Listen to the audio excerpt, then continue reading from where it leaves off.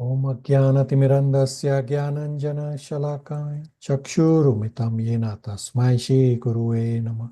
Shri Chaitanya Manobhishtam Sthapitam Yena Bhutale Swayam Rupa Kadamayam Tadati Swapadantikam Vande Aham Shri Guru Shri Utapadakamlam Shri Gurun Vaishnavamscha Shri Rupam Sagrajatam Sagana Raghunathanvitam Tam Sajivam Sadvaitam Savadutam Parijan Saitam Krishna Chaitanya Devam Shri Radha Krishna Padan Sagana Lalita Shri Vishakhanvitamscha He Krishna Karuna Sindhu Dina Bandhu Jagatpate Gopesha Gopika Kanta Radha Kanta Namastute Tapta Kanchana Gaurangi Radhe Vrindavaneshwari Vishvanu Devi Pranamami Haripriya Vanchakalpatarupascha Kripa Sindhubhaiva cha Patitanam Pavanebhyo Vaishnavebhyo Namo Namah.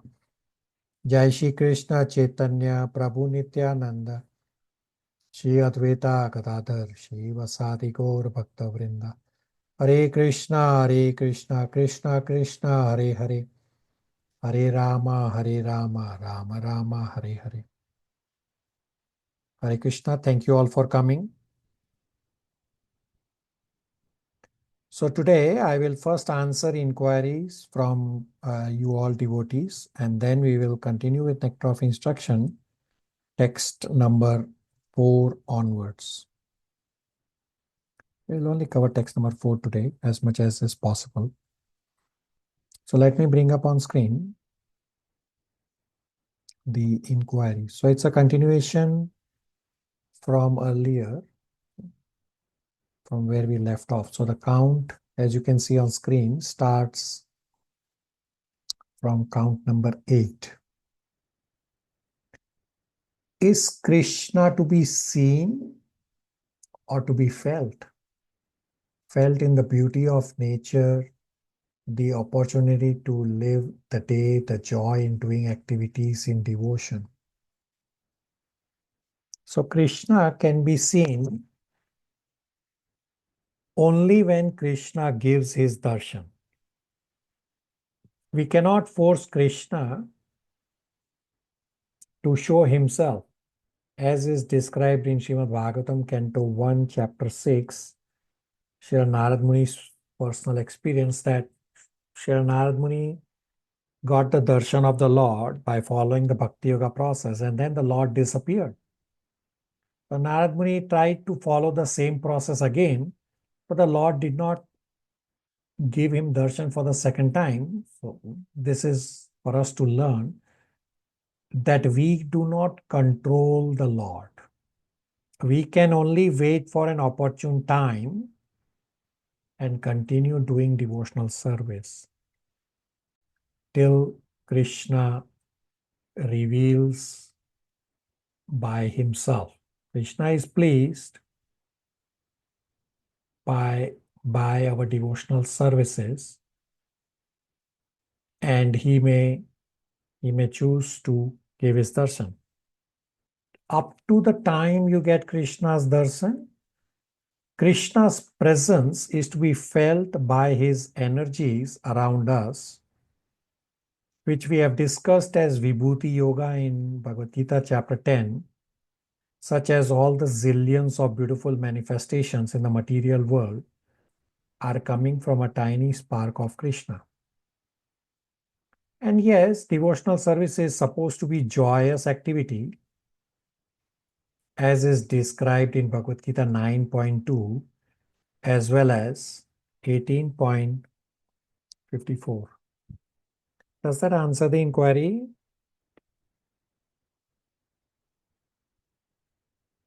Yes, Prabhu, thank you.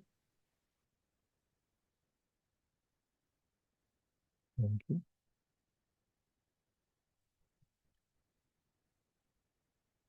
Question number 9.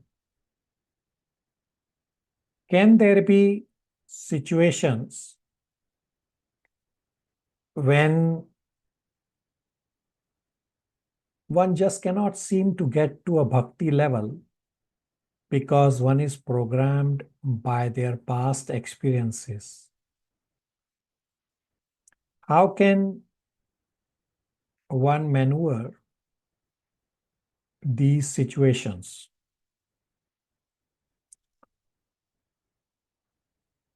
So first understand that you are not alone in this situation. And we are not programmed by our past experiences. Yes, we do have impressions, but we are not programmed. What we have to do is we have to continue doing devotional services and wait for Krishna's mercy. I will bring up on screen Srimad Bhagavatam 10.14.8, very famous verse, very well-known verse. Srila Prabhupada has asked all of us to live according to Bhagavad Gita 8.7 as well as this 10.14.8, very famous verse. Tatte anukampanam su samikshano. So let's read the translation. Abhishek Prabhu, translation from the screen. Hare Krishna, Prabhuji. Translation. My dear Lord, one who earnestly waits for you to bestow your causeless mercy upon him, all the while patiently suffering the reactions of his past misdeeds and offering you respectful obeisances with his heart, word, and body, is surely eligible for liberation, for it has become his rightful claim. So this verse should give you peace. That while you are patiently suffering the reactions of your past, while you are and simultaneously you are continuing devotional service such as offering obeisances in hearts, words, and body, you become eligible because this becomes your rightful claim.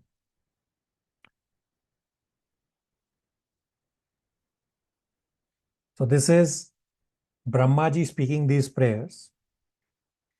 And further, Krishna has explained in Bhagavad Gita Bhagavad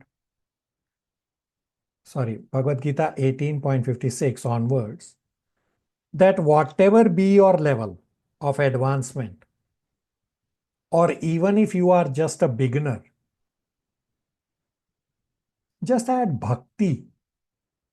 And bhakti is so potent that bhakti will elevate anyone and everyone. So as I said, you are not alone. We are all under the stringent grips of the modes of material nature. Therefore, Krishna has given the solution in Bhagavad Gita 14.26 on how to overcome the modes of material nature is by doing devotional services. Anybody wants to recite and read Bhagavad Gita 14.26 translation?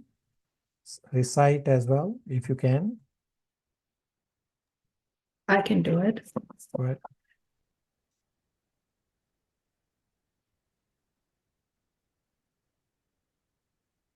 Mamchayo vyabhik charena bhakti yogena sevate sa gunan samam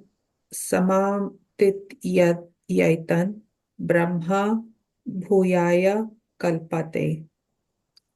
One who engages in full devotional service, unfailing in all circumstances, at once transcends the modes of material nature and thus comes to the level of Brahman. Very good. Does that answer your inquiry? Yeah. Thank you. Very good. Question number 10. Should one try to include all nine types of bhakti in daily life? So in your daily life, you can include all 9 types of bhakti, which are described in Srimad Bhagavatam 7.5.23.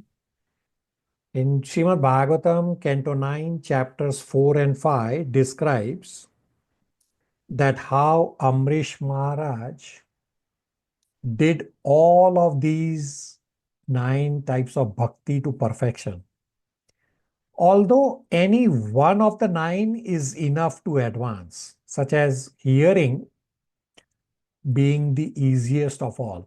There's no restriction for you to only do hearing. Many devotees do other components of those 9 types as well, such as worship of Gopinath. But primary hearing, if you can do one primary, the rest you can incorporate. If you can do all 9, by all means, do it. One is enough to grant you the same benefit of purification as all 9 can. Whatever works for you, either way is okay. Question number 11. If one does all 9 processes of devotional service to 100% but alone, meaning without devotee association, then is it wrong? So you will have to be significant elevated devotee from your previous life to be able to do any of the devotional processes by yourself. Forget all 9. Any one of them, if you have to do by yourself, you have to be significant elevated. Srimad Bhagavatam, Canto 1, Chapter 2, verse number 16, we'll soon read, describes that by serving devotees of Krishna, one develops the affinity to hear the message of Vasudeva. Further, Krishna says in Srimad Bhagavatam, Canto 1, Chapter 5, verse number 23, as well as many other places, we'll read this also, that service to his devotees is greater than his direct service. So let's read these verses. So this is 1.2.16, very famous verse. Sushruya Sadhanasya Vasudeve Katharuchi Swayat Mahat Seva Vipraya Punya Tirtha Nishvenat. Chaitanya Prabhu, translation from the screen. Hare Krishna, or twice born sages, by serving those devotees who are completely freed from all vice, great service is done. By such service, one gains affinity for hearing the messages of Vasudeva. Hare Krishna. Right? So by service to devotees, you gain the affinity for hearing Krishna Katha. And then I have 1.5.23 purport on the screen. So we'll read from here, from the personal example of Srila Narad Muni. Diksha, are you able to read a couple of lines from here in the purport from the personal example? Hare Krishna. From the personal example of Sri Narada Muni in his previous birth, it is clear that the service of the Lord begins with the service of the Lord's bona fide servants. The Lord says that the service of his servant is greater than his personal service. Right? The Service of Lord himself is saying that service of his servants is greater than his personal service. So going back to your question, that if you want to do devotional service by yourself, it's going to be very difficult. You will have to be elevated by yourself from your previous life to be able to do devotional service by yourself.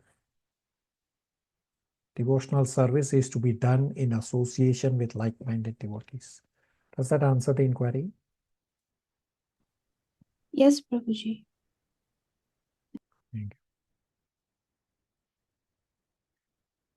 Question number 12. What all activities fall under serving the Lord's lotus feet? So there is no limit as to how one can serve the Lord with the goal to inspire ordinary people to come closer to Krishna. So there are direct services at the temple, such as being a pujari, cooking, helping the cooks, cleaning pots, cleaning temple, setting up the temple for kirtan, reception, management duties, book distribution. I'm just listing few. There is no limit. And you inspiring anyone by you following the proper Vaishnava etiquette is also an example of serving the Lord's lotus feet, because you are inspiring ordinary people to come closer to Krishna. Does that answer the inquiry?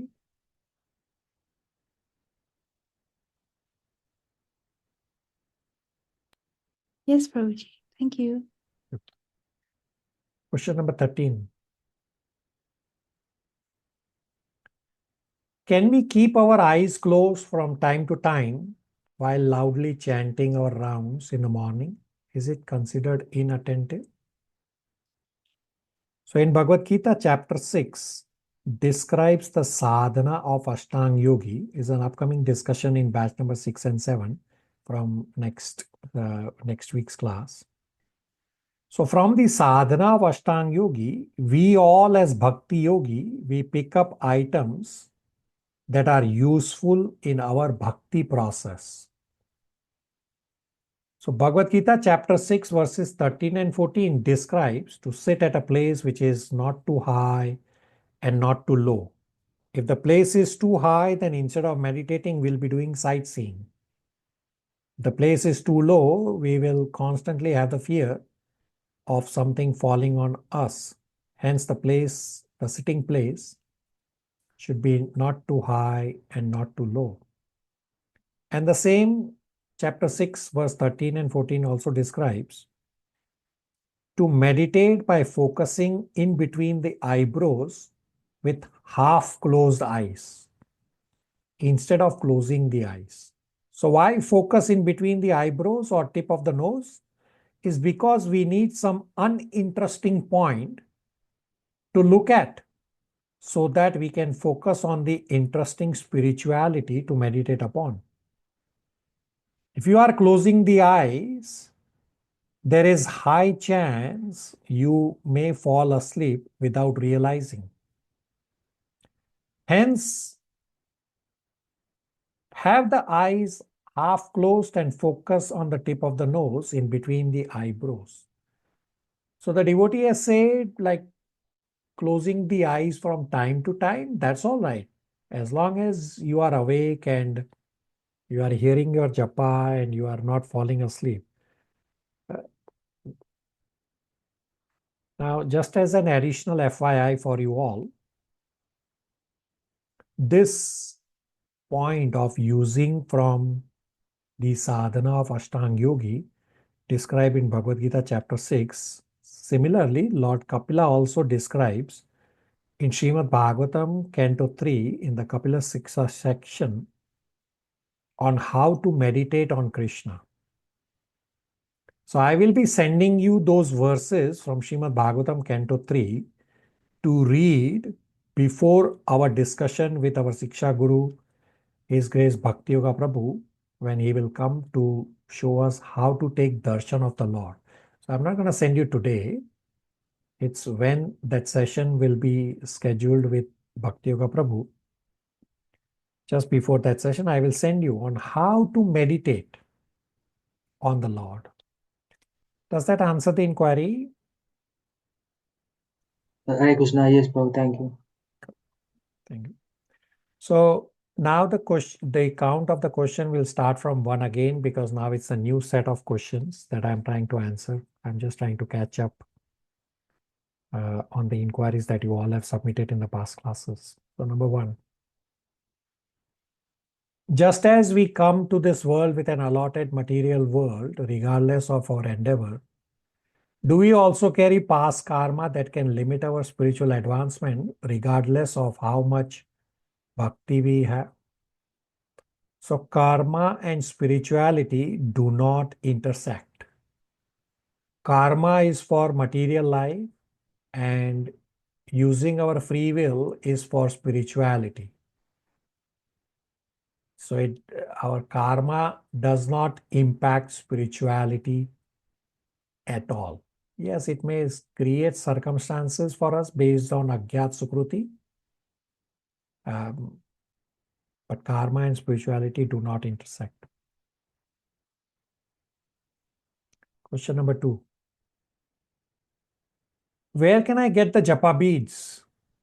What to do if the mind wanders off during japa?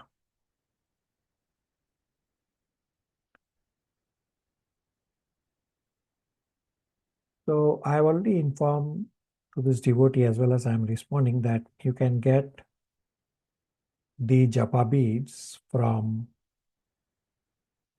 any ISKCON center. Generally, most ISKCON centers do carry japa beads.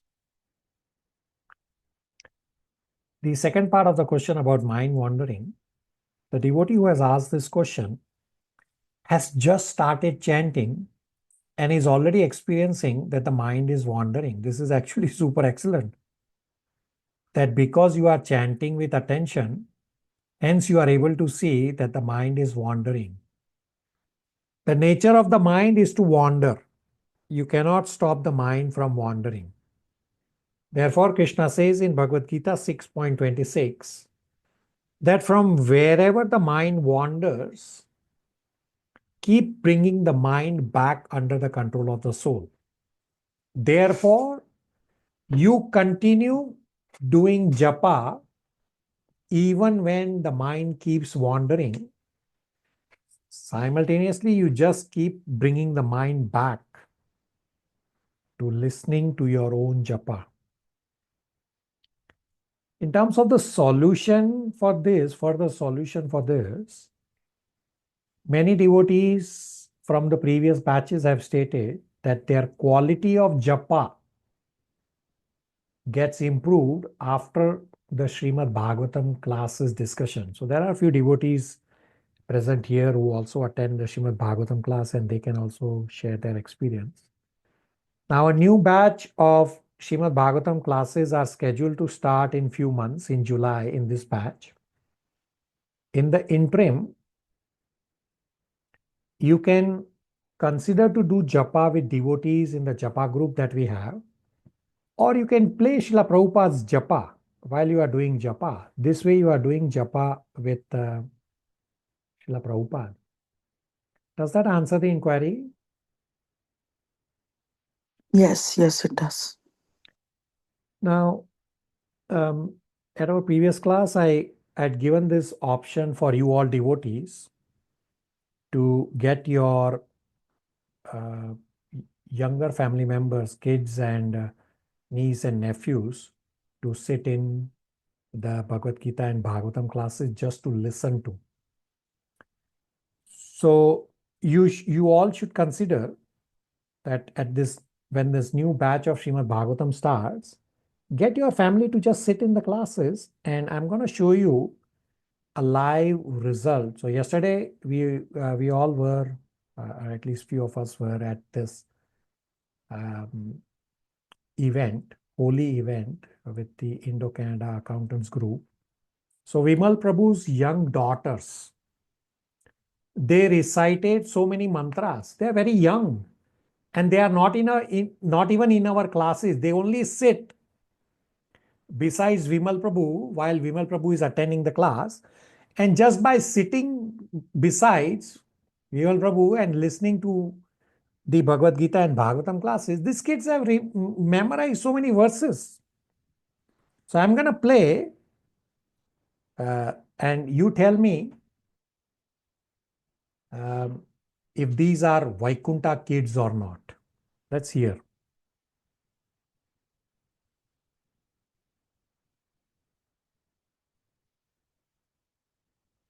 So what do you do every evening you join for Japa? Yeah, so explain. Every day, me and my dad, my little sister, we join this video call. It's for Japa class. We say Hare Krishna Maha Mantra 108 times. So before we say it, we say our other mantra. It's the Panchatattva mantra one. Jai Shri Krishna Chaitanya Prabhu Nityanand Shri Advaita Gadadhar श्रीवासादि Gaur भक्तवृंद Hare Krishna sorry Hare Krishna Mahamantra Hare Krishna Krishna Krishna Hare Hare Hare Ram Ram Ram Hare Hare. And now I'm going to play the younger daughter. Also, let's hear from her.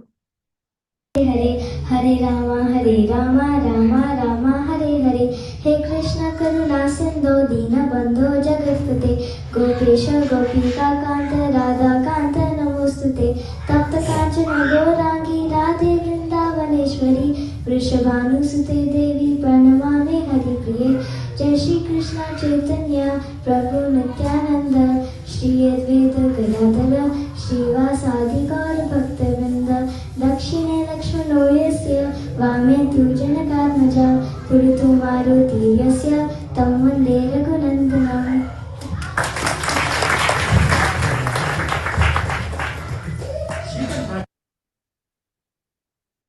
Are those Vaikuntha kids?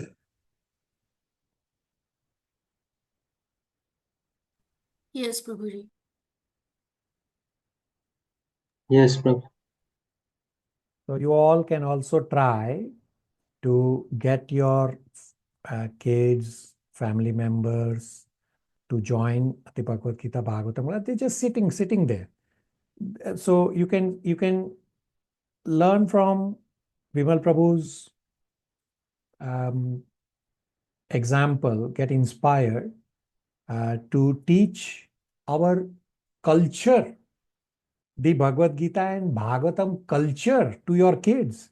Yes, it would be ideal. So last week we had this question whether the scripture should be taught in schools. Yes, it should be taught, but right now they are not taught. You take up the responsibility. Just as Vimal Prabhu has done for his kids, or even Samma, who's virtually present here, she also gets her kid to join the Bhagavad Gita class with Aditi Mataji's session. So there are opportunities available. You take up the responsibility for your kids and families to understand this culture of Bhagavad Gita and Srimad Bhagavatam. This will become and bring about a re-spiritualization of this world. Everybody on the same page? Everybody can try for this?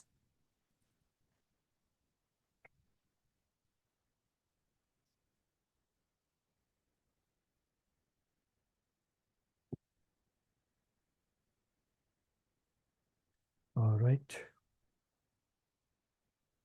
Question number 3.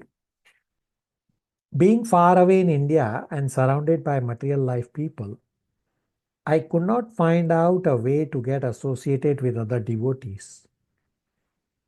Being an introvert, when feeling difficult to speak with new people, how should I proceed further to get associated with other devotees?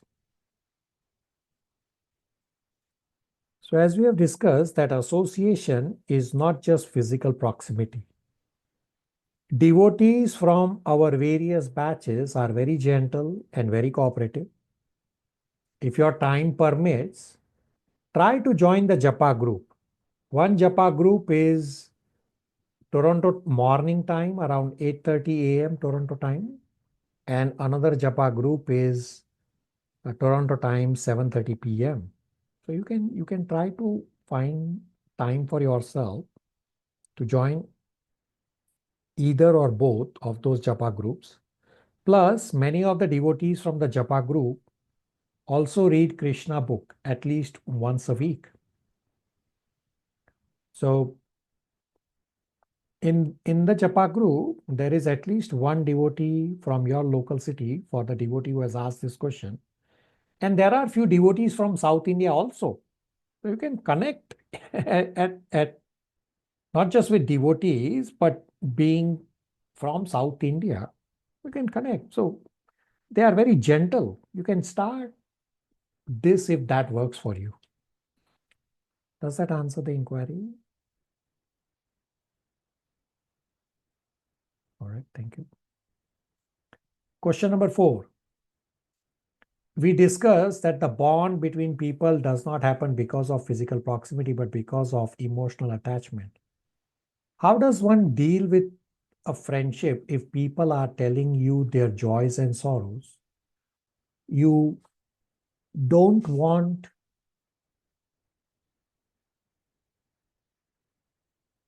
to act like you don't care.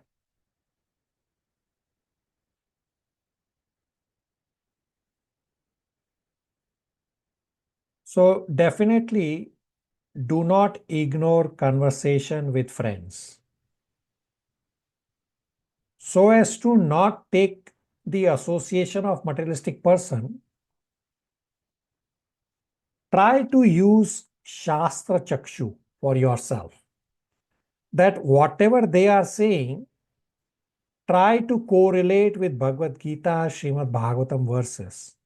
Simple example we have discussed multiple times is that at workplace someone is talking about weather, which is mundane talk. At the same time, I am remembering Bhagavad Gita 2.14 verse.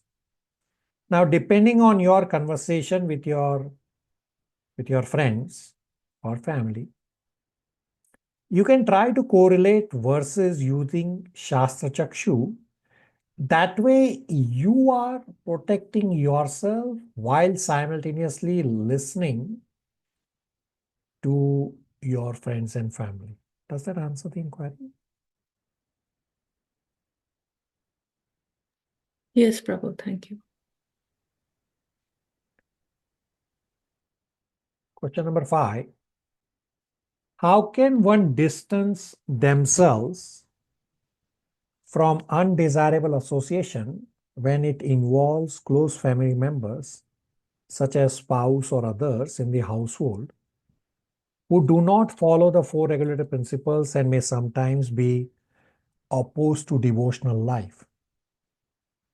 Additionally, how can one maintain a good relationship with them, especially when they cook onion and garlic in the kitchen?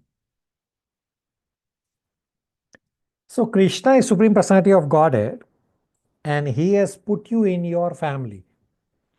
So how can you call it undesirable? You tell me.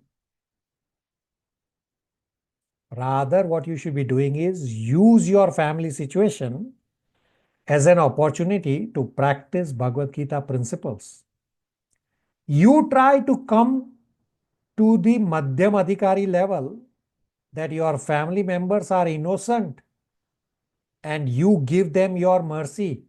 So we have discussed the 4 characteristics of Madhyam Adhikari are that he knows Krishna as the object of meditation, makes friends with devotees, gives mercy to innocent people, and avoids atheist people. So your family members are innocent. You give them your mercy. You practice coming to the level of Madhyam Adhikari. In your home environment, you play Srila Prabhupada's japa loudly to sanctify your home environment. You offer bhoga to Krishna at the home temple by you preparing it properly according to standards, and give prasadam to your family. You become a seer that learn to be able to see how everyone is caught in the modes. And recall our discussion from Bhagavad Gita chapter 14. You become the seer. See that how your family members are caught in the modes. So we have discussed in Bhagavad Gita chapter 14 discussion, except for those devotees who are in batch 6 and 7, that you have to observe the modes by knowing the characteristics. So we are observing for ourselves as well as for others. We are just trying to learn. We don't chastise others that, look, you are under the mode of ignorance. No, we are just observing others to judge and become or use this as a practice point to be able to see the modes. So your duty is to provide the spiritual avenue to your family member. Just don't expect results. Otherwise, you will be in the Bhagavad Gita 3.27 doer mentality. So don't be the doer mentality. Just provide the spiritual avenue for your family members. Don't call them as undesirable, because Krishna has given you your family. Just don't be attached to results. Does that answer the inquiry?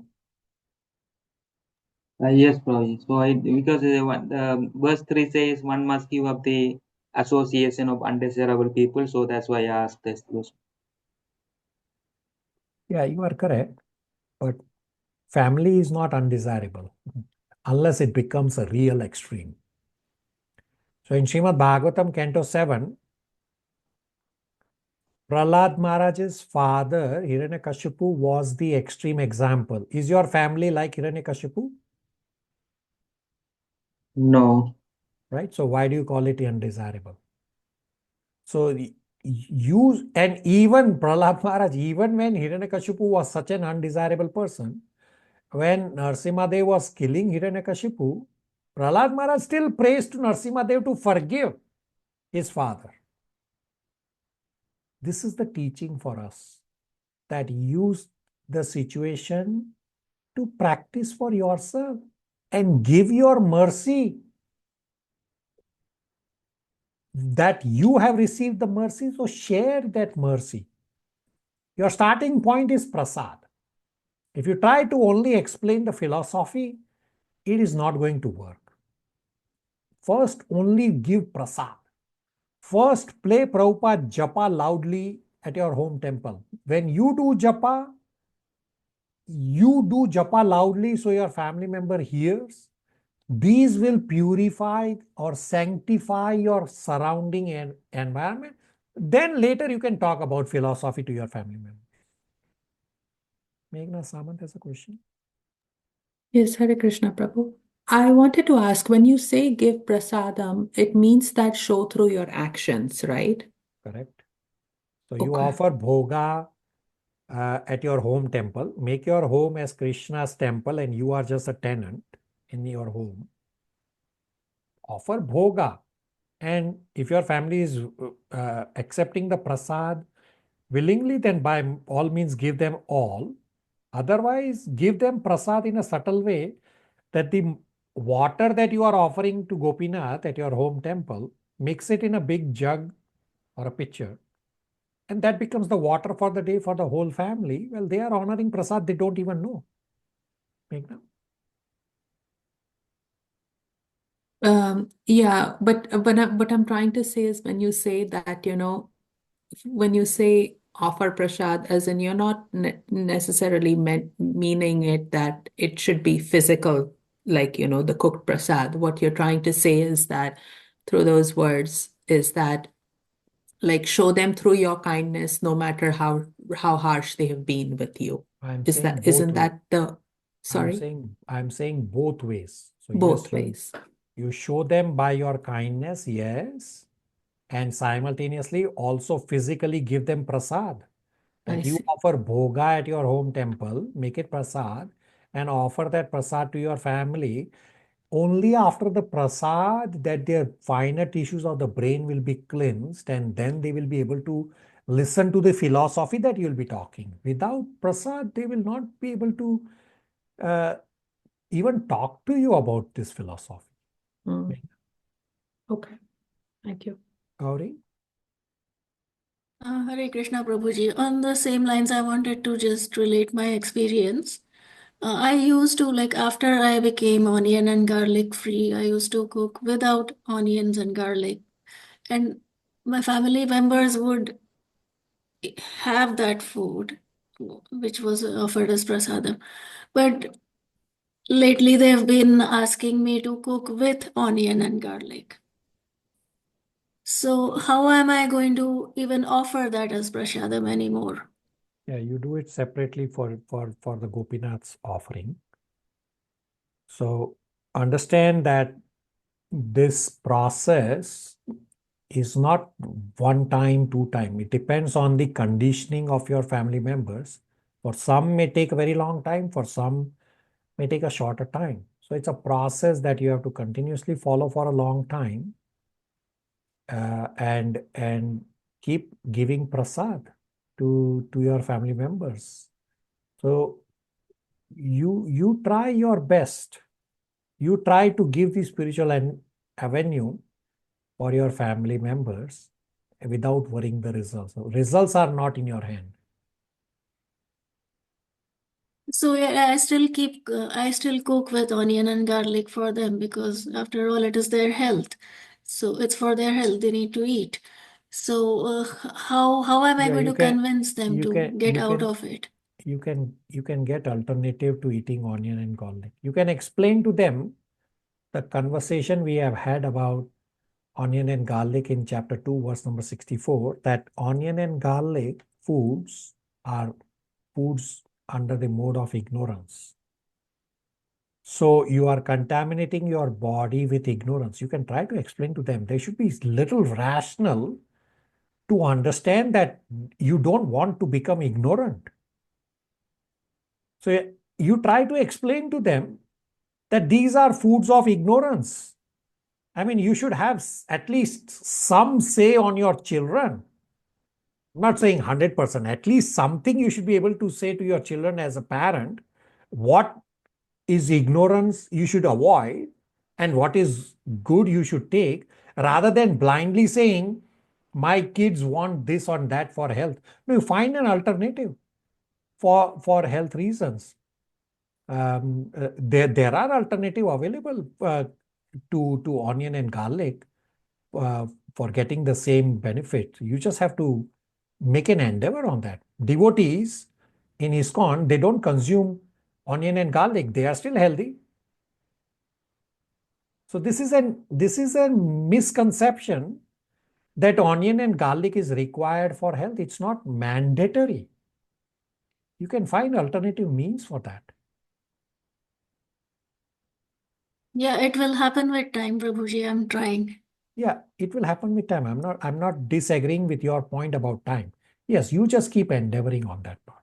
Rather than giving in to your family members' desires, no, you just keep endeavoring.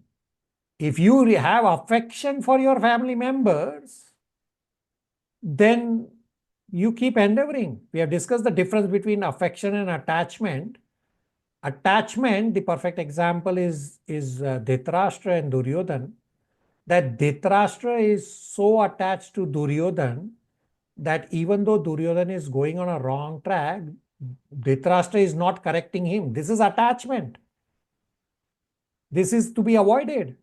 If you have affection for your family members, then if they are doing something wrong, then you will correct them.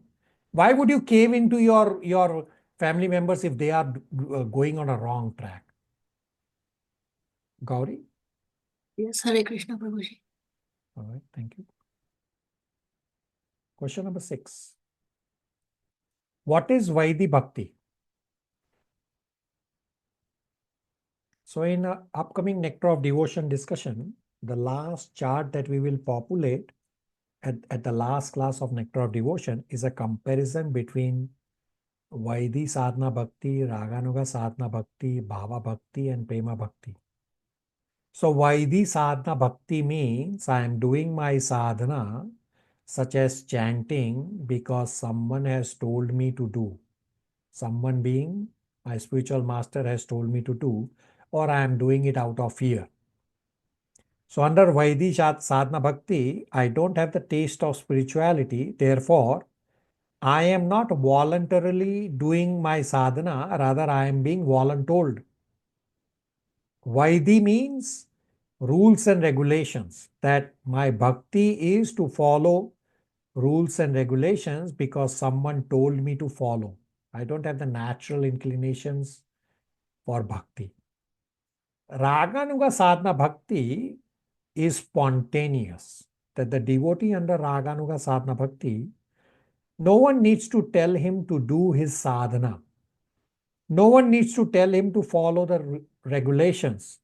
He has the natural spontaneous attraction to doing his sadhana and following the rules and regulation.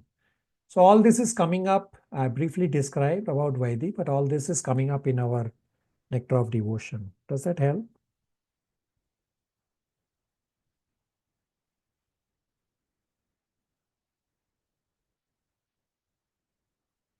Okay. Question number 7.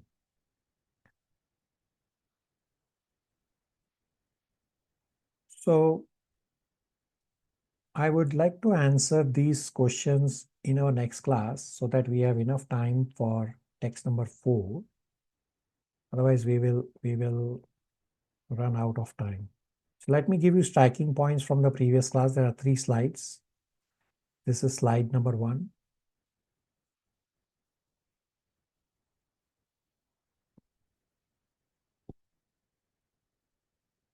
Slide number 2.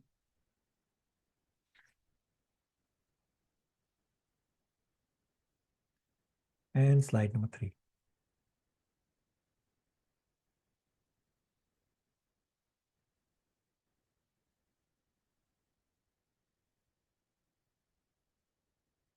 All right. Let's discuss Nectar of Instruction, text number 4. Text number 4, the theme or the essence is 6 loving exchanges between like-minded devotees. Text number 4, purport, covers 5 key points. First is whom to associate with. Second, where to associate with, meaning associate at ISKCON. Third, how to associate. Fourth, why to associate.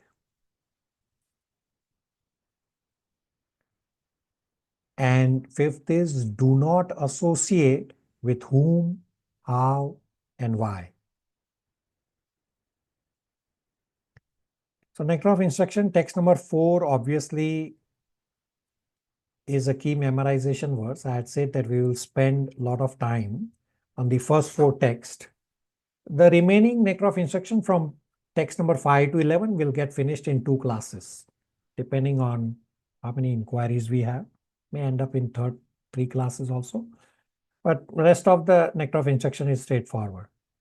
But text number 4, I will recite the Sanskrit and then you all can unmute and recite one line after me, please. So first let me recite Nectar of Instruction, text number 4. Tadati pratikranati guhyam akhyati prachati bhumte bhojayate chaiva sadvidim priti lakshanam. Everybody unmute and recite one line after me, please. Dadati pratigranati Dadati pratigranati guhyam akhyati prachati guhyamakyati prachati bhumte bhojayate chaiva bhunte bhojayate chaiva sadvidim priti lakshanam. sadvidim priti lakshanam. Sumnima, translation. Translation: offering gifts in charity, accepting charitable gifts, revealing one's mind in confidence, inquiring confidentially, accepting prasad, and offering prasad are the 6 symptoms of love shared by one devotee and another. Hare Krishna. Priti Lakshanam.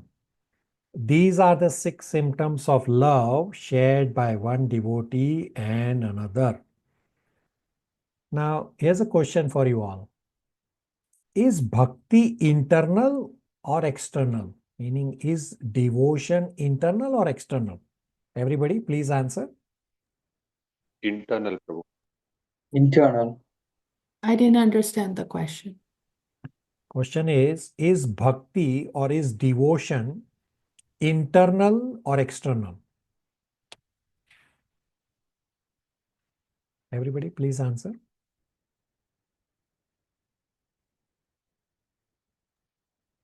Could it be both? As in, it's you feel it internally, but you express it externally? Okay. Abhishek Prabhu. Internal, Prabhuji. Okay. Rest of you who have not answered. Both, Prabhu, internally and externally. It's both. Which maybe it's for new people it starts externally, then it becomes internal. Okay. Rest of you have not answered. Both, Prabhuji. Both, Prabhuji. Okay. Very good. So generally, bhakti is internal. Now, text number 4 is describing how one can practice bhakti with activities which are external. But I just said bhakti is internal. Example of these external activities are giving and receiving gifts, honoring and feeding prasadam, talking our heart. This can be internal also. So we see the external world through our eyes. Now, how many of you can see the other person's heart? Anyone? Can you see other person's heart? No, Prabhu. No, Prabhuji. No. Therefore, very good, correct point that we cannot see the other person's heart. Therefore, the external behavior or external actions are also important because the externals help us to access the internals, means helps us to access the heart of the other person. When we interact with other devotees, how do we do that? What is in the heart has to be expressed externally. So, except for devotees from batch 6 and 7, what Bhagavad Gita verse comes to mind on the internals and externals of bhakti? You remember? We have discussed this point in Bhagavad Gita.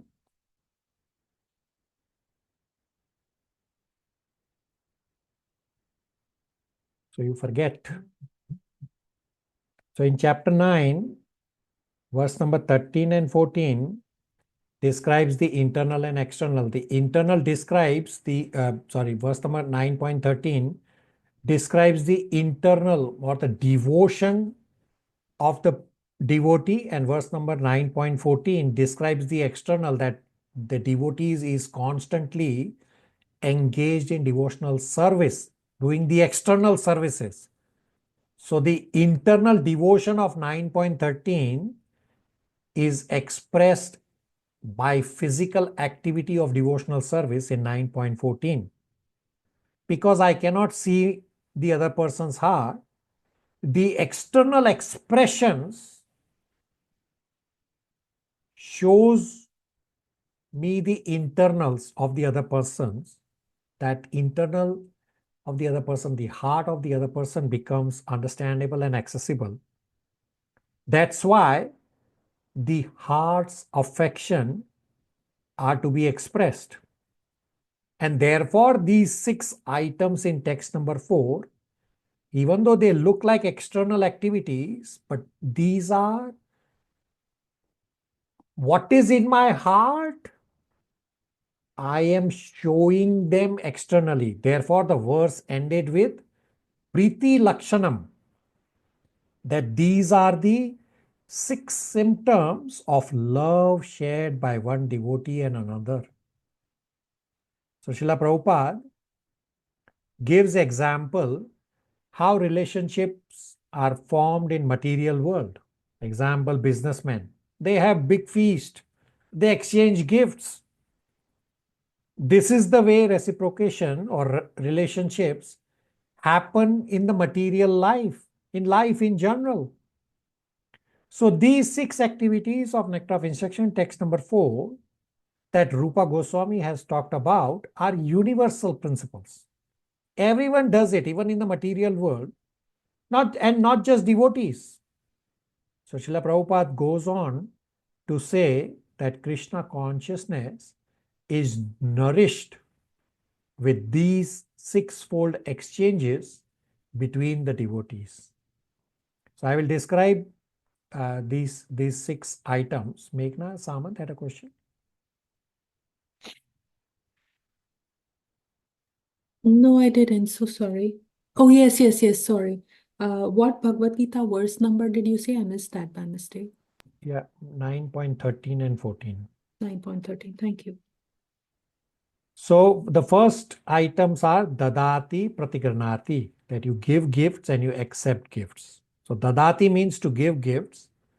Pratigranati means to accept gifts. So devotee can and should give gifts to other devotees. So there are 2 aspects of gifts. This is an upcoming question for you all. The 2 aspects of gift is, one is intent. With what intent we are giving the gift. And the second is content, that what is it that we are giving. So question for you all, everyone will answer. Is intent important or is content important? Everybody? Intent. Intent, Prabhuji. Intent. Both are important. Okay. Rest of you have not answered. Is intent important? Is content important? Both are important, Prabhu. Intent is more important, Prabhu. Raksha? Intent is more important. Both, Prabhuji. All right. Very good. All of you are elevated. So for bhakti, intent is more important than the content. What Bhagavad Gita verse comes to mind about this point, or what pastimes come to mind about intent being more important than content? Everybody? Except for... Hare Krishna, Prabhu, when Sudama gave Krishna that rice. Okay, very good. So correct answer. So correct pastime answer. So except for batch 6 and 7, what Bhagavad Gita verse comes to mind that which shows intent is more important than content? Patram pushpam phalam toyam. Very good. Correct answer. 9.26. Krishna says, Patram pushpam phalam toyam. That somebody can offer me simple fruit, flower, water, or even just a leaf, and I will accept. When he will accept? If these simple items are offered with love and devotion. So in 9.26, this point about love and devotion comes twice. That when we offer simple things with love and devotion, Krishna definitely accepts it. Therefore, intent is more important than the content, or Monarch Prabhu correctly described that Sudama, as a poor Brahmana, took broken chips of rice. But Krishna was so pleased from that broken chips of rice that he was eating and eating and eating, and Rukmani Devi had to stop Krishna from consuming more. So this is described in Srimad Bhagavatam Canto 10. There are 3 reasons for this, so we won't get into that as to why Rukmani Devi stopped. So Krishna says, if intent is there, then even if the content is very simple, he will still accept. And Krishna demonstrates this principle in the pastime of Sudama. Sudama's content was very simple rice, but his intent was there with love and devotion. Hence, Krishna was delighted with the intent. Krishna does not want our things. He is Atmaram. Krishna is hungry for our love and devotion. Therefore, in general, intent is extremely important while giving gifts. By doing bhakti, we are trying to direct our consciousness towards Krishna. If our intention is not to glorify Krishna, but to glorify our own fame as a charitable person, then our consciousness does not go towards Krishna. Of course, we will make some spiritual advancement because we are giving it to Krishna, but we will not make as much advancement as we could have actually made. So the principle of bhakti is to offer ourselves, our heart to Krishna. If we cannot offer ourselves or our heart to Krishna, then we offer what is in our heart to Krishna. Meaning, in our heart, there is money, so many concerns that I have to earn so much, meaning we have attachment for money. So the worldly concerns are completely packing and crowding my heart. So we sacrificing those for Krishna. Hence, when we cannot offer our heart to Krishna, at least we offer what is in our heart to Krishna. In our heart, which is filled with money or wanting to earn more money.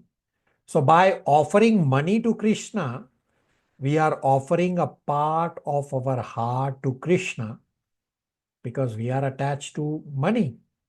So when we offer a part of our heart to Krishna, that means we give Krishna a place in our heart.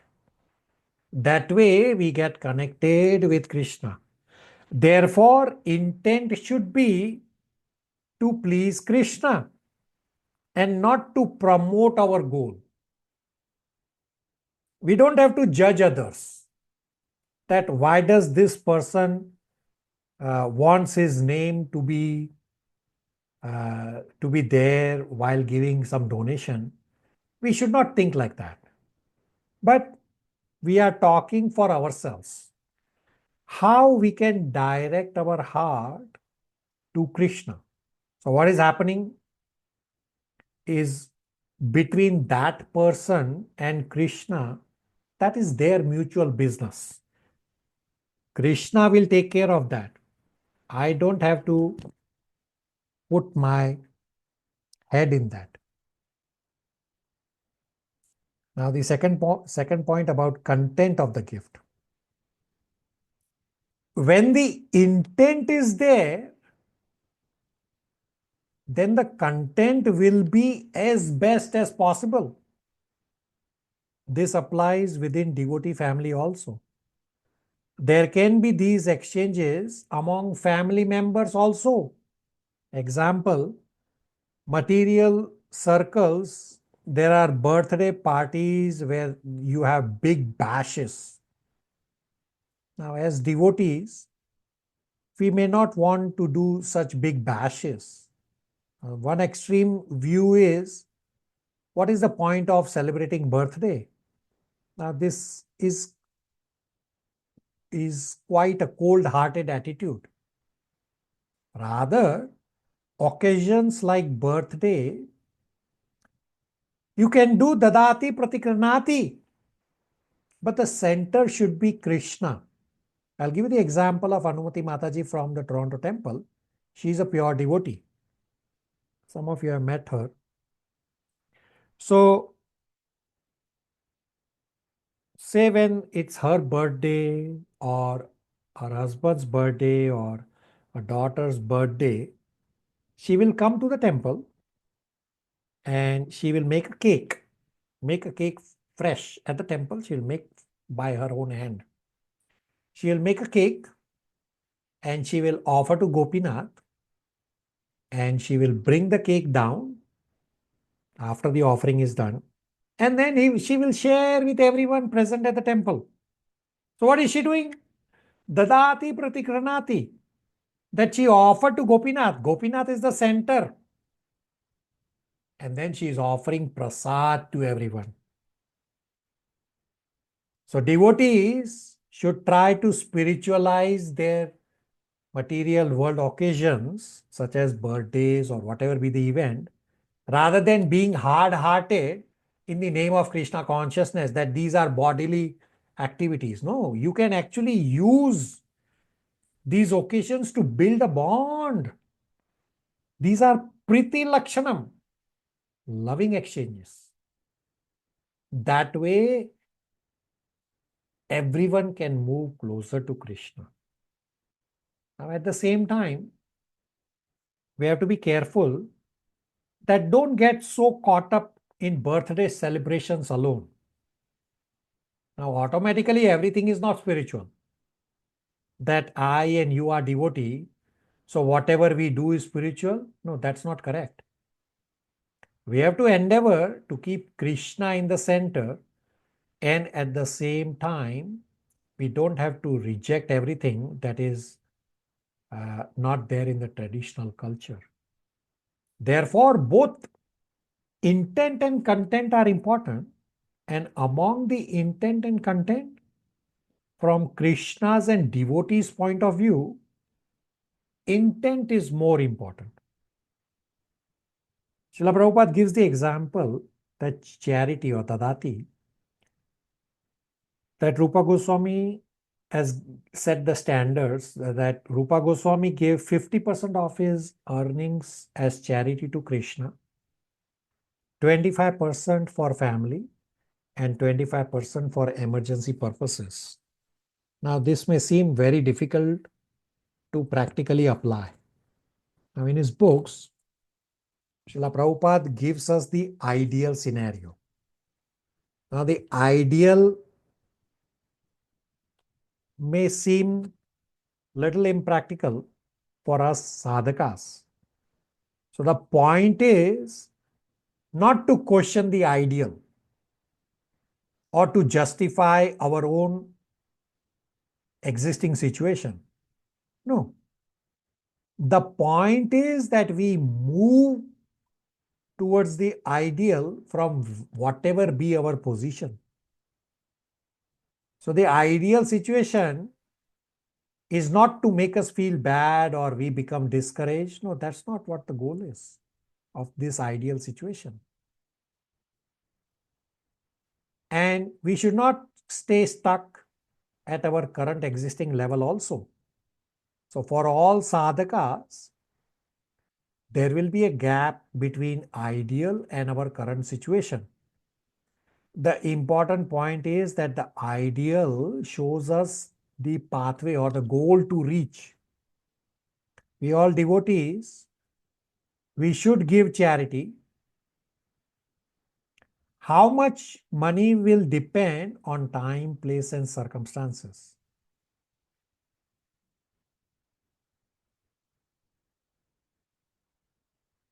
Charity, one is certainly giving some amount to Krishna, plus our devotional life has also certain expenses. Example, you are going to the temple or you are arranging a home program, you are doing various Krishna conscious activities. All these have to be taken care of along with our material life, and these will vary according to time, place, and circumstances. So if you make your home as Krishna's temple and you glorify Krishna, you worship Krishna, you invite devotees at your home for Krishna Katha and Prasadam, then the rent or the mortgage that you pay for your home becomes your devotional service, your devotional charity. Now, devotees may feel that right now my financial situation is so bad that I cannot give any charity, but in future I will give charity. When I will have money, I will give a huge amount of charity. Now, even if one is sincere to give charity in future, such an attitude is generally harmful for spiritual life.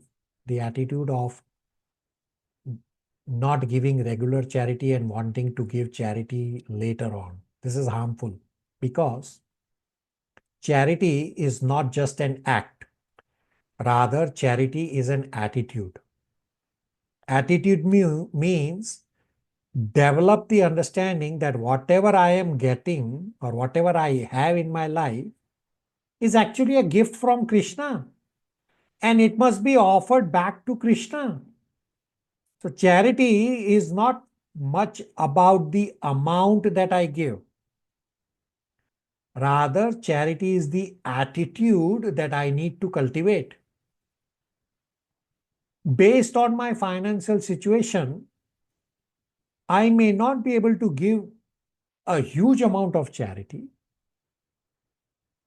If I cannot give a huge amount, let me give little charity to stick to the principle that I give a part of my heart and a part of the money which is in my heart to Krishna.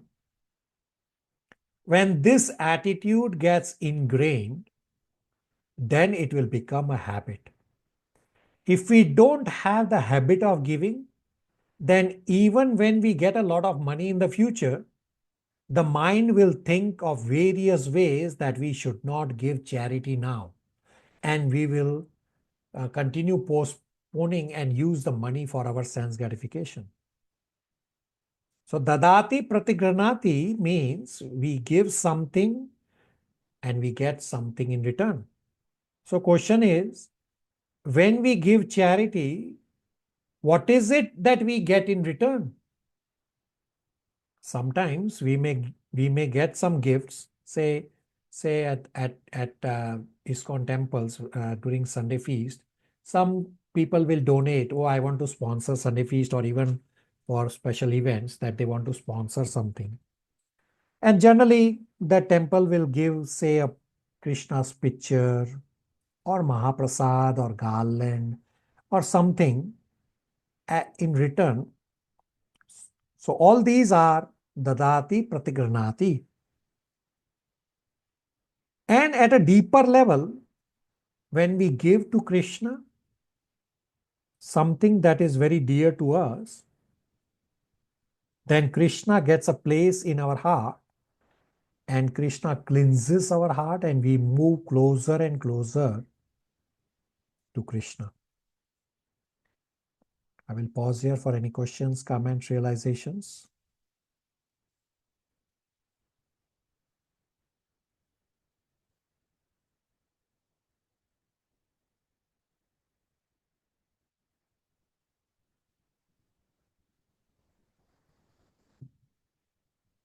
Okay. Second item is Hare Krishna, Prabhuji. Go ahead.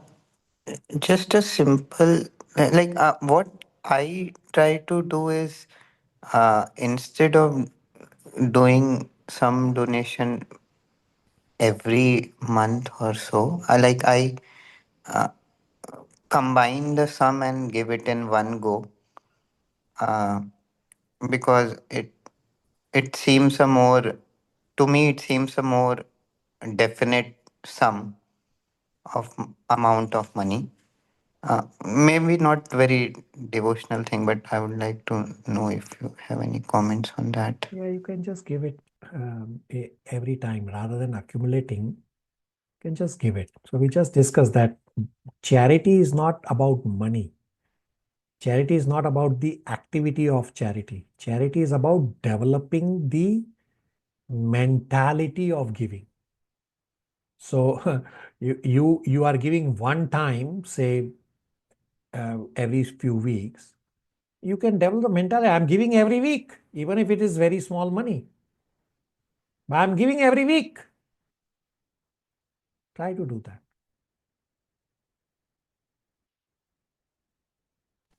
Thank you. All right. The next item is Guhyam Akhyati Prachati, that reveals one's mind in confidence and inquire confidentially. This Guhyam Akhyati Prachati is the most important aspect of devotional service, and this will determine whether we have deep or superficial relationships. Now question becomes, what does it mean to share our heart in confidence. Now, sharing our heart can be at multiple levels. At advanced level of pure devotional service, both devotees, they naturally only talk about Krishna. Bhagavad Gita 10.9 says, Bodhayanta parasparam, kathayantaschamam nityam tushyanti cha ramanti cha. That when we talk about Krishna to each other, in that we relish the supreme happiness. The 10.9, the second and the third line says, the joy of discussing Krishna Katha with a devotee is the highest pleasure that the two human beings can have compared to bodily relations. This is also what we do when we come together in our classes. Now, one level is two devotees discussing Krishna. The another level is two devotees discussing their services they do for Krishna. So Srila Prabhupada would discuss about Krishna consciousness, and Srila Prabhupada would instruct devotees on services. And the third conversation is discuss about our own anarthas. Now this third point, to discuss about our own anarthas, our own problems, is challenging. So we need help fighting our private battles. And Srila Prabhupada says in the purport, we need to practice Krishna consciousness in association of devotees, and ISKCON is meant for these six-fold loving exchanges of Nectar of Instruction text number 4 between devotees. So we don't just have to be physically together, but devotees are meant to emotionally come together also, come emotionally closer also. At times, the challenge becomes too much. If we are fighting alone, we will be overcome by our challenges. At such time, we need to talk to some trustworthy senior devotee to get some intimate guidance. The most important point is that for Guhyam Akhyati Prachati, we need a really intimate devotee and a trustworthy devotee. Otherwise, we cannot share our challenges. So last class or a couple of class back, Samma had brought up this point about trustworthy. That is very important for Guhyam Akhyati Prachati. If our anarthas, if our problems get broadcast to the world, if we are talking to somebody who is not trustworthy, then we will be terribly embarrassed. Now, if you are a pure devotee, then you won't care for this embarrassment at the bodily level. But I am not a pure devotee, so I have to be cautious. So none of us are problems free. All of us have some problems, all of us have some anarthas. If we don't share our hearts with intimate devotees, then one after the other, all of us will keep falling down because we can't keep fighting with the mind alone forever. Mind will make us discouraged and will make us feel that my conditioning is so much that I cannot advance. So let me just give it up. No, you don't have to do that. Maya is always there to crush us. Therefore, at times we need others to encourage us. Devotee association should be the association where we can share our concerns and get those concerns addressed. These are very important points. This is Guhyam Akyati Prachati, the most important aspect of devotional service. Now, in terms of trustworthy devotee, it takes time to know with whom you can intimately associate by trial and error.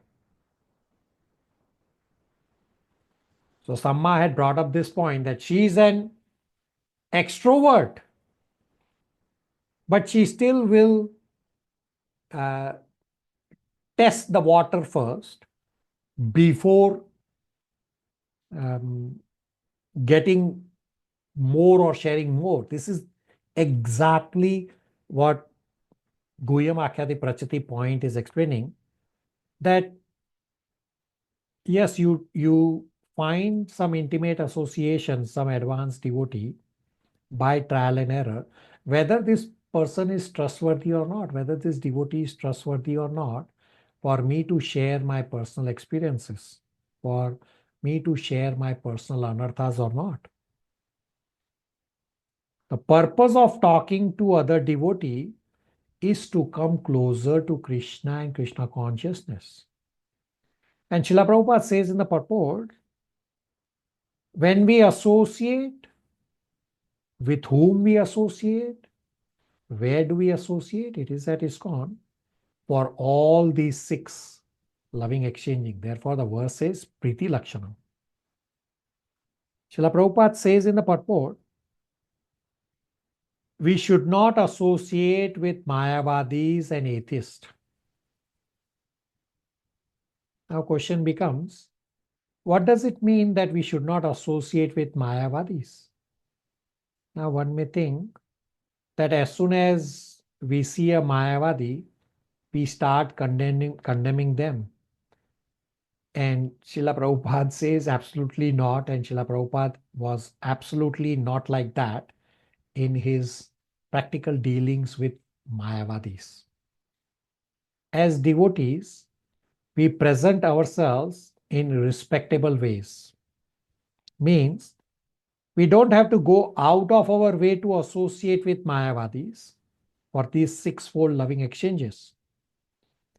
Meaning we don't associate with them for the sake of these 6-fold reciprocation. And simultaneously, they are Mayavadis, as well as there are people under Mayavad influence. Meaning, those under Mayavad influence are not Mayavadis themselves. So they have some vague idea of spirituality and philosophy, and they think that their goal is to merge with the Brahman effulgence. So they themselves are not Mayavadis. They maybe just be influenced by somebody just because so-and-so person does not have all the relevant information, all the required information. But if they are given proper philosophical education, their basic questions are answered, then their devotion in their heart will manifest because the misconceptions will be destroyed. Then we should not deprive them of Krishna conscious opportunity by labeling them as Mayavadis. Because they were simply under Mayavadi influence. They themselves were not Mayavadis to begin with. So at ISKCON temples, you will encounter Mayavadis. So in one of our previous batches, there was actually a Mayavadi in our class. So I had to maintain distance between this devotee and rest of the devotees. It's not that I asked the devotee to stop coming. No, I didn't say that. I just ensured, without telling anybody that this person is a Mayavadi, I just ensured that there is this little distance between what the Mayavadi wants to say versus what the scriptures are saying. So the devotee continued in the class till the devotee stopped by itself. That I cannot control.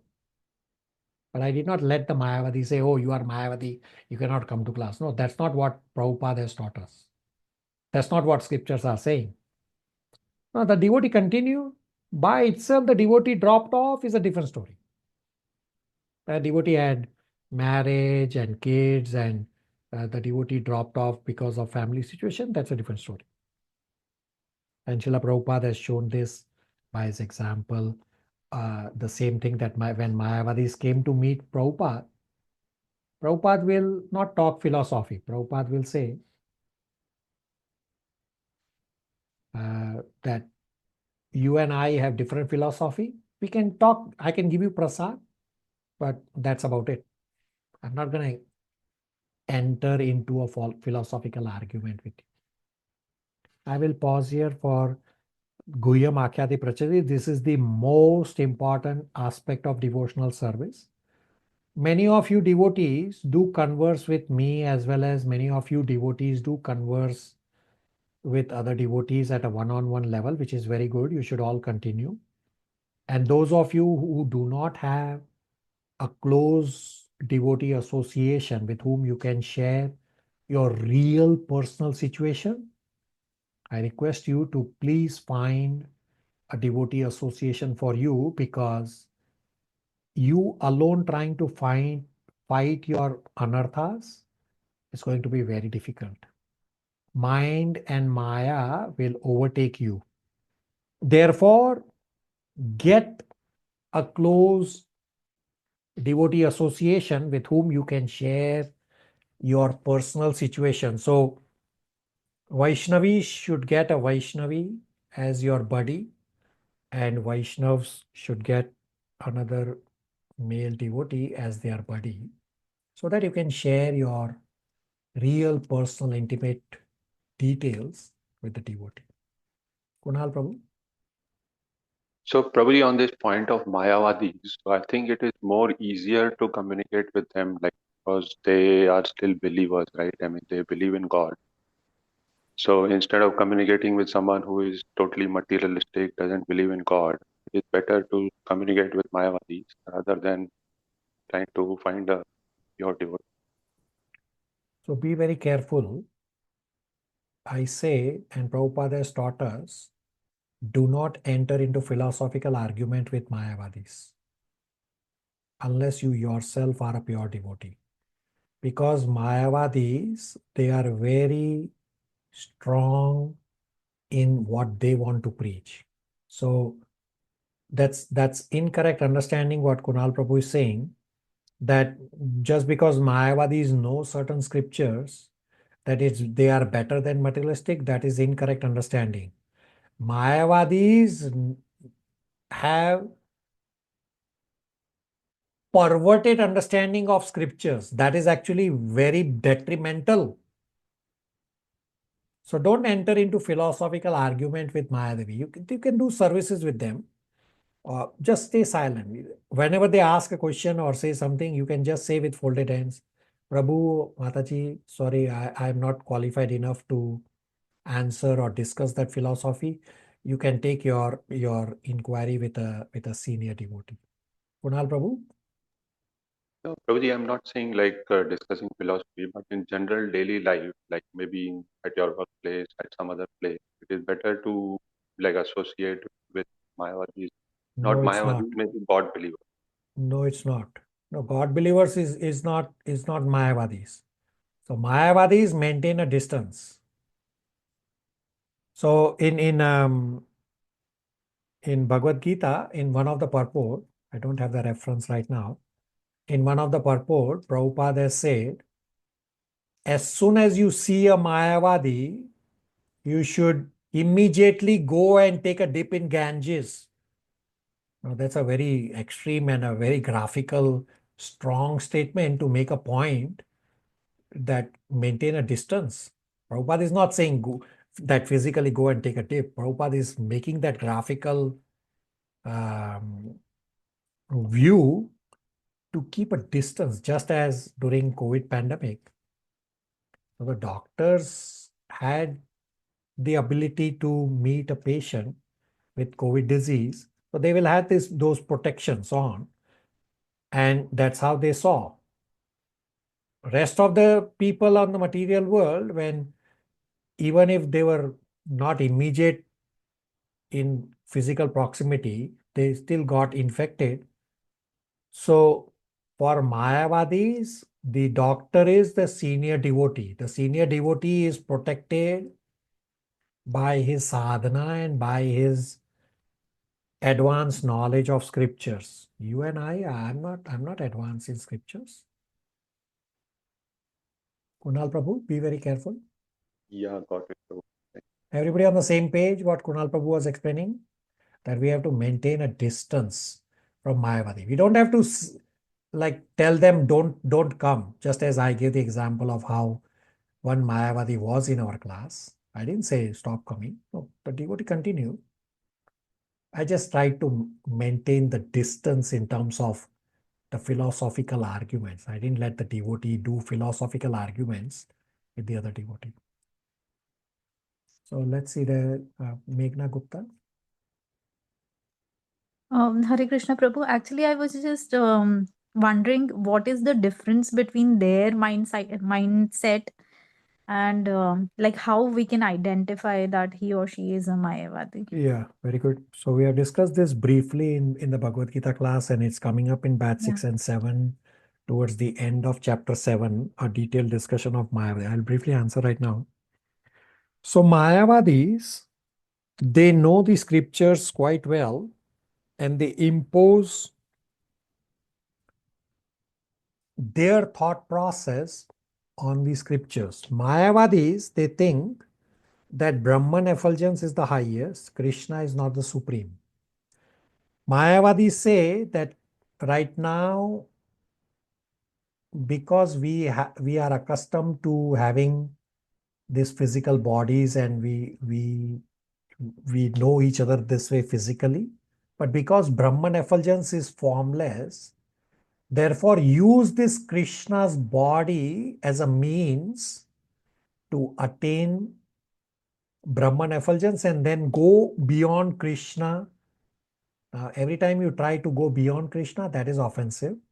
And Mayavadis also claim that Krishna's body is also material body. So that also is an offense. So these are offensive thought process of Mayavadis, where they don't think Krishna is supreme. They call Brahman effulgence as supreme. So these are the ways to identify that, yes, that they will start talking very nicely about scriptures, and then as you realize that they are saying not really about Krishna as the supreme, they are actually thinking Brahman effulgence to be supreme. But Brahman effulgence is not supreme. Krishna has clearly said in 14.27 that Krishna supports the Brahman effulgence.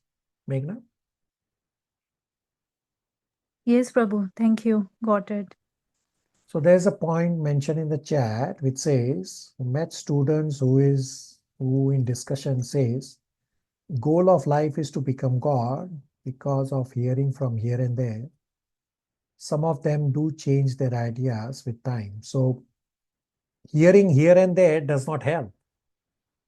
Goal of life is not to become God. It's not possible.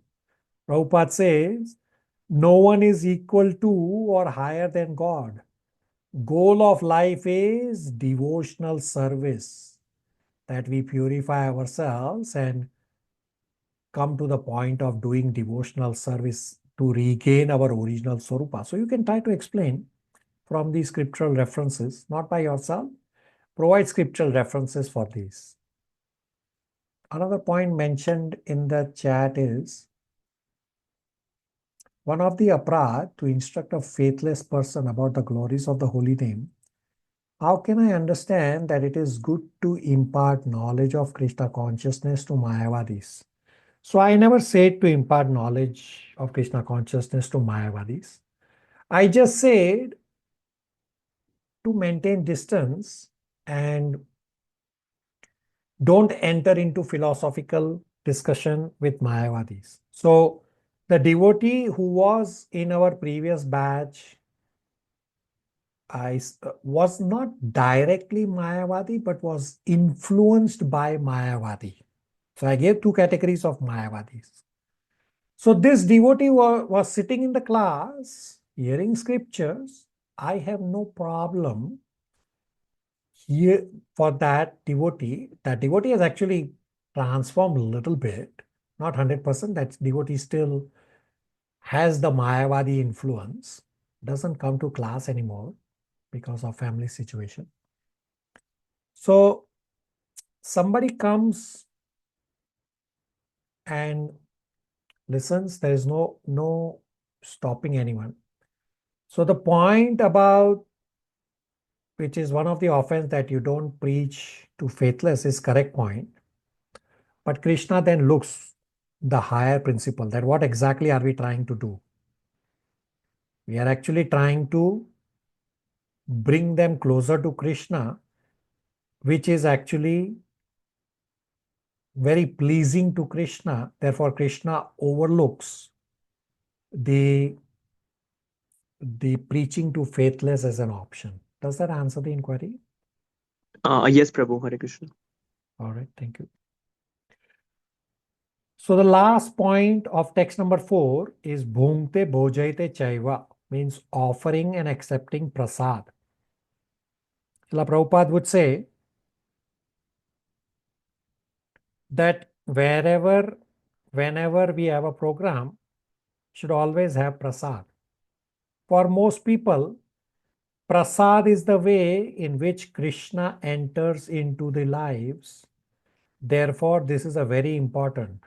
I personally, I also started via prasad.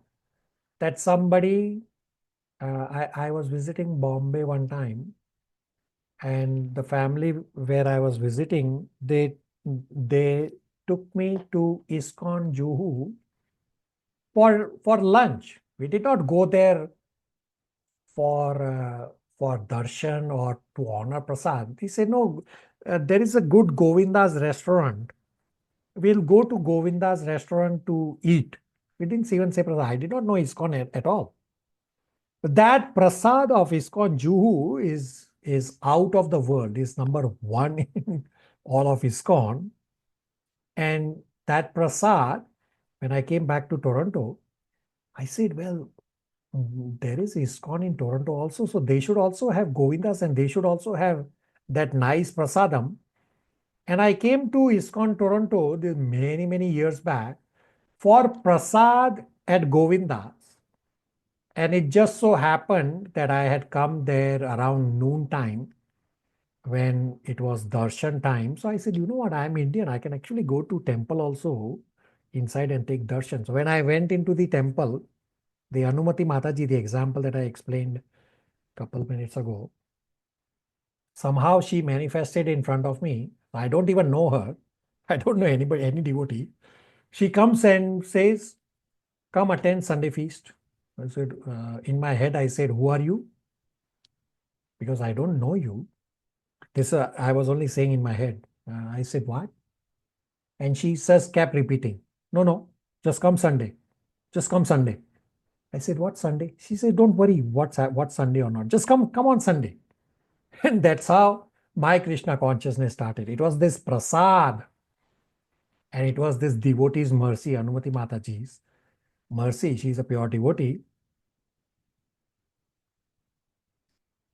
So we don't see food as any item to be eaten, but it is Krishna and devotees giving mercy to us. So all devotees honoring prasadam, they get the bhakti of the devotees who has cooked along with the mercy of Krishna. So prasad is spiritual. Simultaneously, prasad is through material elements. Therefore, we have to consider dietary restrictions also. So for example, if somebody has diabetes, they cannot just say, well, take sweets or the kheer that we have, say, here at Toronto Temple, because the Toronto Temple Kheer Chor Gopinath is named after the stealing kheer, and kheer is offered every day, the sweet kheer. So you cannot say, oh, it is prasad. Are Baba, but you have diabetes. So you have to be careful because our material body will act and react to the material elements. So Srila Prabhupada gives practical example of Bhungte Bhojate, that we invite people to Sunday feast. They honor prasad and associate with devotees, and later these people who come to Sunday feast were newcomers, and these devotees who come to Sunday feast, later they invite us to their homes and we take prasadam. So as devotees generally, we try to avoid taking prasadam from non-devotees. But if someone is devotionally inclined, then this sixfold loving exchanges opportunity cannot be neglected. So here's the practical point for you all. So you are invited to a newcomer's home who is not yet a devotee, who doesn't know how to offer bhoga properly to Gopinath, or even he may not be offering, or he may offer to demigod. Well, you as devotees, we cannot consume that as because it's not prasad. So what do? Like a catch-22. So what you should do is you can take the prasad offering that they are saying. Instead of eating that item, you say, can you give me, I'll take home. So by taking the prasad, that newcomer or that person, even if it's a devotee, that loving exchange has already happened because you took it. Now, we know that we are not supposed to eat what is not prasad. So you take that item, come home and give it to animals. So that way, the animals also are getting something, and you are also protected, and the loving exchange also happened with that newcomer. And at some point, that newcomer will learn how to offer bhoga and make it prasad. Therefore, or say we may not take full prasad. Say sometimes you may have to eat at that newcomer's home. Well, you can take fruits. Mentally, you can offer the fruits to Gopinath. There's nothing wrong with fruits. Other item he may have cooked or uncooked, or may have cooked with onion, garlic, or in an unclean manner. But fruit is just fruit, cut fruit. You offer to Gopinath in your head, so that the principle of exchange is not lost. And at the same time, our devotional principles are also maintained. This has to be done intelligently and sensitively. So you cannot blindly say, oh, I am a devotee, I will not do this. No, be very careful. Do it properly. With being sensitive of somebody's feelings as well. Questions, comments, realizations on Nectar of Instruction, text number 4. Very important text as well.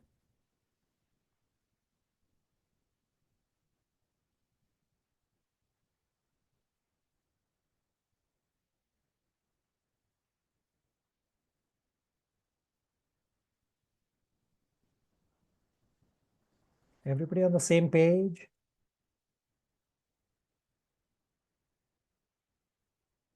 Yes, Prabhuji. Yes, Prabhuji. Yes, Prabhuji. So many of you devotees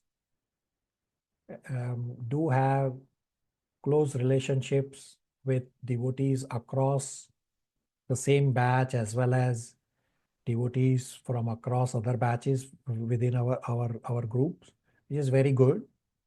Just try to develop it little more. If you have not already developed, have that priti lakshanam.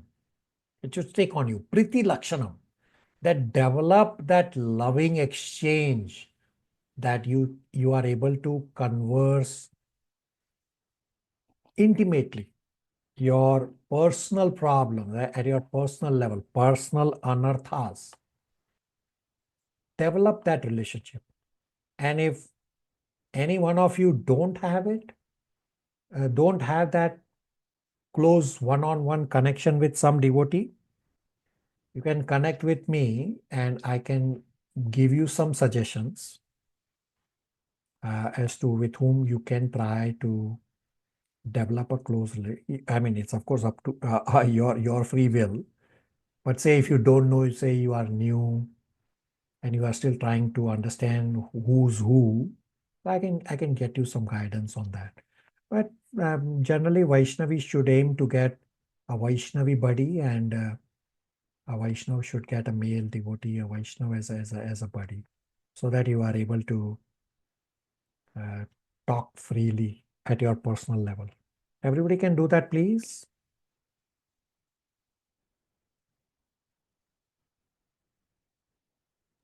Yes, Prabhu. Yes, Prabhuji.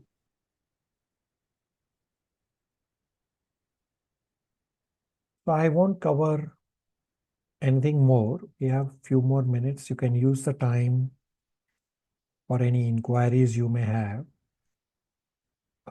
You will have a lot of reading to do in this text number 4.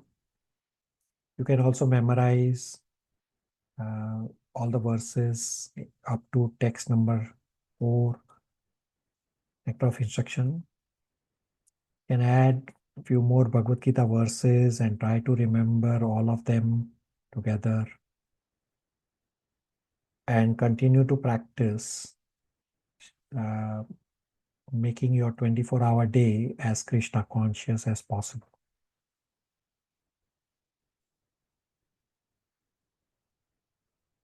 Anybody has any questions you want to use the time for, or?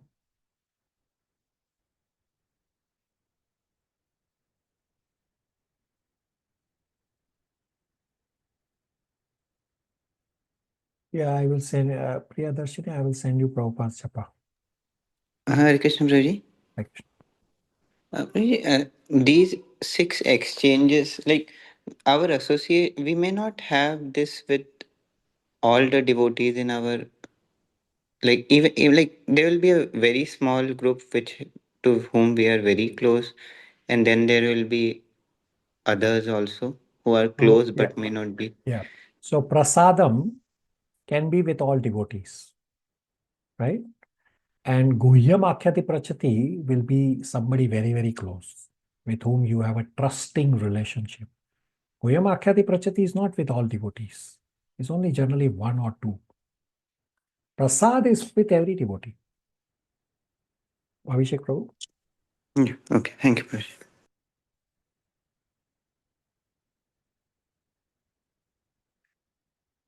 Are we okay to stop here? Yes, Prabhu. Yes, Prabhu. Hare Krishna, everybody. Hare Krishna. Hare Krishna. Hare Krishna. Thank you, Prabhuji. Hare Krishna. Hi.